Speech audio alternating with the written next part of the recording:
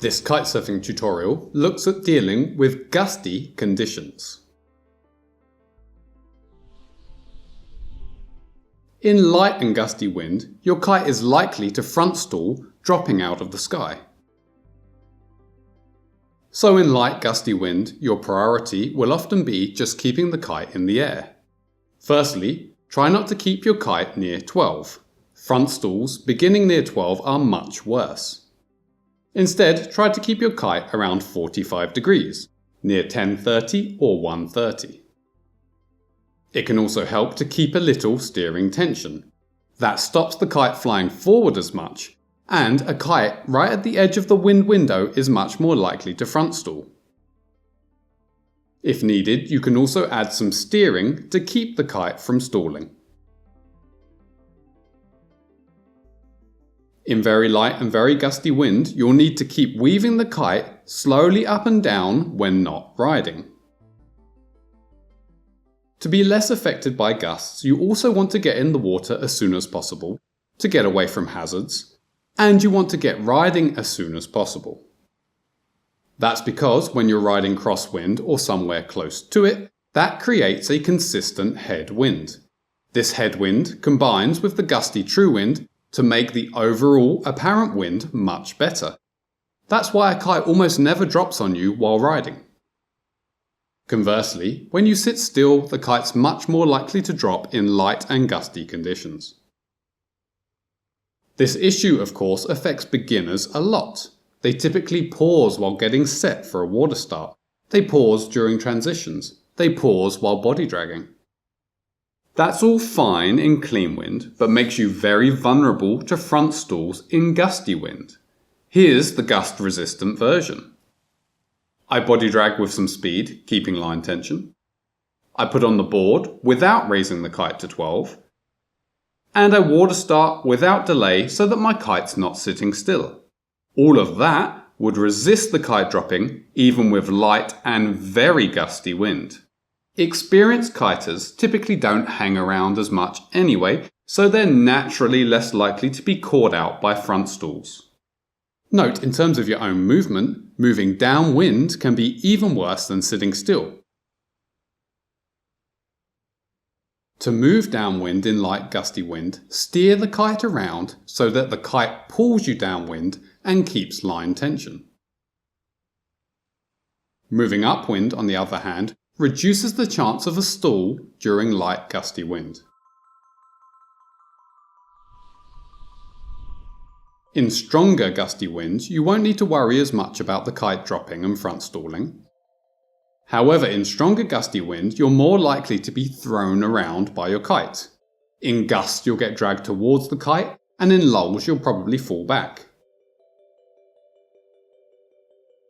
To handle this, keep a strong posture with your feet in front and be prepared for the occasional drag. And rig up a kite size that can handle the stronger end of the wind range. It also helps a lot to not leave the kite at 12. If your kite is high during a significant gust, you can get lofted, then things quickly get much worse.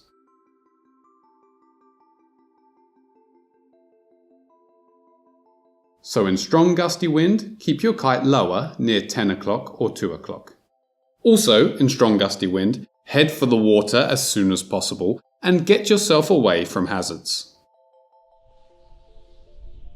To ride in gusty conditions, you need to adapt much more than normal. You'll need a lot more bar movement in order to maintain the correct speed. And in higher gusts and lower lulls, you'll need to do much more than that. Let's begin by looking at gusts when the wind temporarily flows much faster than average. The key to riding through a gust is to ride much more slowly. Riding slowly means the board is sunk deeper. This gives more drag to balance the large force from the kite and helps you keep control. If you don't do this, then you can get caught in a vicious cycle of speeding up like this. The gust speeds you up only a little at first, but then as you speed up, your board rises higher. This means less drag, so you then speed up more and more and more until you crash. There are many ways to limit riding speed during a strong gust. Firstly, get the bar out, of course. In a stronger gust, also lean your weight back towards hillside and ride much further upwind. This creates more resistance against the kite. In an even stronger gust, also press hard on your back foot, sinking a smaller section of the board and creating more drag. In a really bad gust, you can also take your front hand off the bar. This is very effective because it allows you to reach back and edge more, while also making it easier to keep one arm forward and keep the bar out fully. If needed, you can also sink your front hand into the water for extra drag. Of course, if you're doing this, then you probably should have rigged a smaller kite. The best way to handle a strong gust is a low riding speed and also a low kite. That's because if you raise your kite to 12 in a strong gust, it will lift most of your weight, which takes away your ability to edge.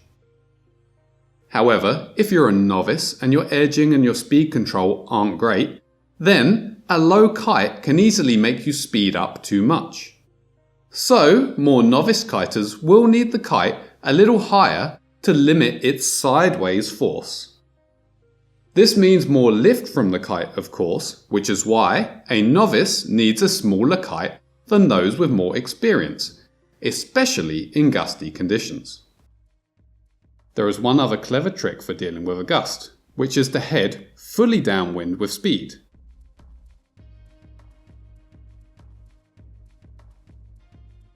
Heading slightly downwind will speed you up. However, if you move fully downwind with speed, that will cut your line tension, and your downwind movement will shift the kite relatively upwind to the edge of the wind window.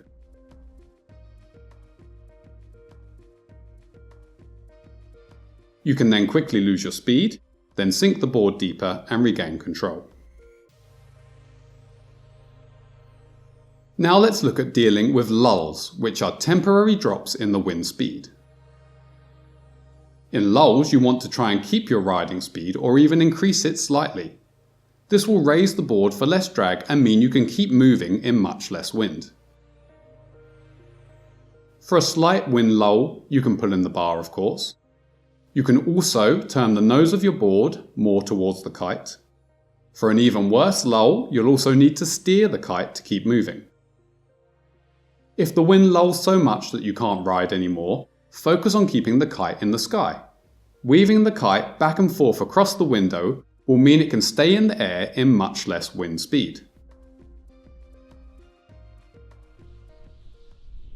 It is of course best if you can always kite in clean wind.